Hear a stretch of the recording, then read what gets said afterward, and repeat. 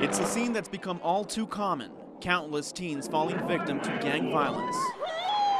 In this crime scene right in front of Canyon Springs High School, one teen is shot and killed, another is wounded and rushed to the hospital.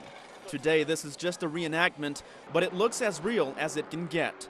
Some in the audience were drawn to tears. It just hurts me because some kids don't get it, and half of us have either known somebody or has been a part of knowing somebody that has died from gang violence. It's just sad because a lot of students, they don't take in, things like this really do happen. Breathing?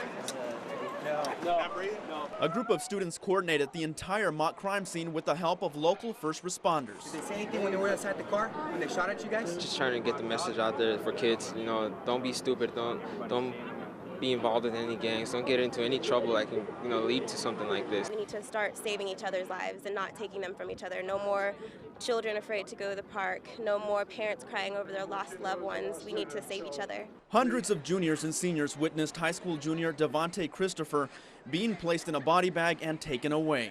Devontae's mom was also there to see it. You hear about it, you see it on the news, but to actually be there and that's your child, it was really hard. Organizers say if they can save the life of just one person, they accomplish their goal. Luis Cruz, News 3.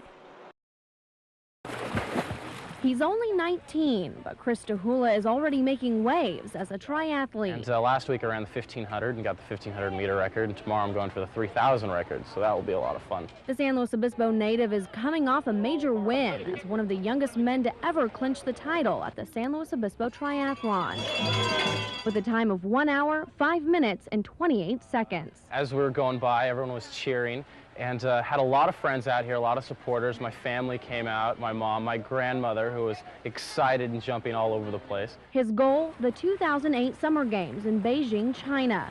A longtime dream he hopes to make a reality. As an elite athlete, everyone is like the Olympics. When I was 5, I thought, oh, it would be so cool to stand up on the podium and hear your own national anthem. He recently returned home from a 7-week trip to Boulder, Colorado, where he trained with some of the sport's elite and has since developed his most rigorous workouts to date, 7 days a week, up to 6 hours a day. Usually about 3,500 meters a week, probably about anywhere between 50 to 75 miles of running a week, and as much time as you can spend on the bike. So probably about in between 100 to 200, 300 miles if you get in a good week. Most people don't find a lot of the stuff that we do fun. And so you have to find humor in a lot of the situations, but at the same time you get to see the most gorgeous things. We get to ride on the most gorgeous roads, swim in the ocean, not be afraid, jump off the pier every once in a while. The self-proclaimed Cold Stone junkie says he missed out on Athens to focus on school at Cuesta College, but maintains he has no regrets.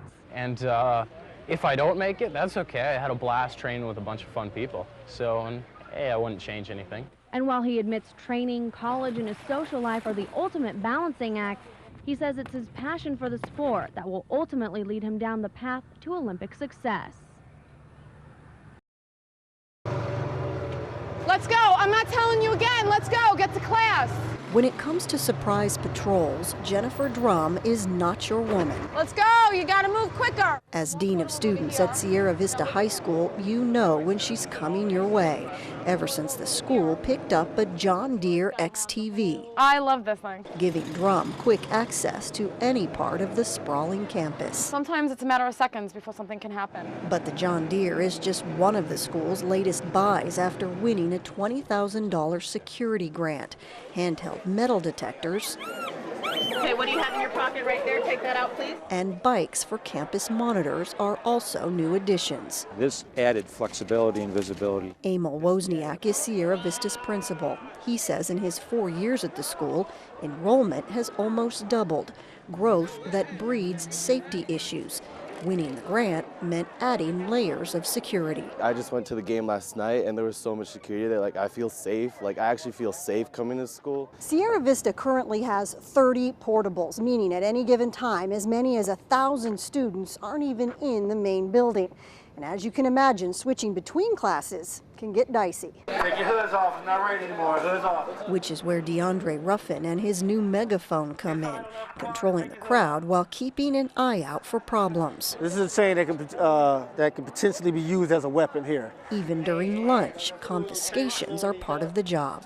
This right here could be gang related, you know, by the colors. How you doing? Can I help you? Yes, just seven. Okay, cool. Thank you. And while staff knows you can't prevent every problem, here at Sierra Vista, they'll never stop trying, even if it means sparking a little envy among students. I love that John Deere truck. I love it. I'm hoping to drive it before graduation, but we'll see what happens. Denise Roche, News 3. 45, 40 bid now 45, yep. 45 online, 45 has bid now 50. It's become the natural order of things in an industry driven by growth. So, first lot sells online, $50. Close a casino, sell off assets. That's cool. That's a deal. And plan for something bigger. It's just kind of sad. Here at the Nevada landing, it took less than 20 years for a ship in the desert to become passé. Now her individual parts are being split up. Oh, I love this. This is great. And sold to the highest bidder. I love the chandeliers, but I need a palace to put them in. Ivy Brooks and her mom Kay were on their way to Los Angeles when they decided to stop in. They're not exactly sure the poker tables or slot signs are for them, but looking is free. My mom has an antique store, and so she always is looking at auctions and buying stuff. And I wanted to come into the casino because it's how often you get to come into a casino that's closing and see everything. 60 bid 65, 60 bid 65, 60 bid 60 for 65, it'll be now 70. This one here would interest me. For Mary Janisak, seeing the Nevada landing go isn't easy. There isn't too much about this place I don't know. She worked here nearly 16 years and came back to find a souvenir of her past life. Both my daughters have worked here, and my one daughter met her husband here. So, given me a couple of great-grandchildren, so that was a good memory. A lot of these items you have to wonder, what in the world does someone want with that? Lot 174, for instance, is a set of 9 old Keno desk chairs. But incredibly, for every item, there is a bidder. I found something, yeah. This thing can be lighted, you know. Like Ernesto Garay, who spent $175 for a neon sign for his front yard. Or Glenn Treadwell. We'll fill them with butts. That's what we'll cover them with. Who bought 24 old chairs for a gambling boat in Florida. From shuttle buses to landscaping to trash cans full of trash, there isn't much held back at auction. Not even for a boat on permanent dry dock. Sold 55, $50, you got it, 10.45 and it's gone. Denise Roche, News 3. Next lot.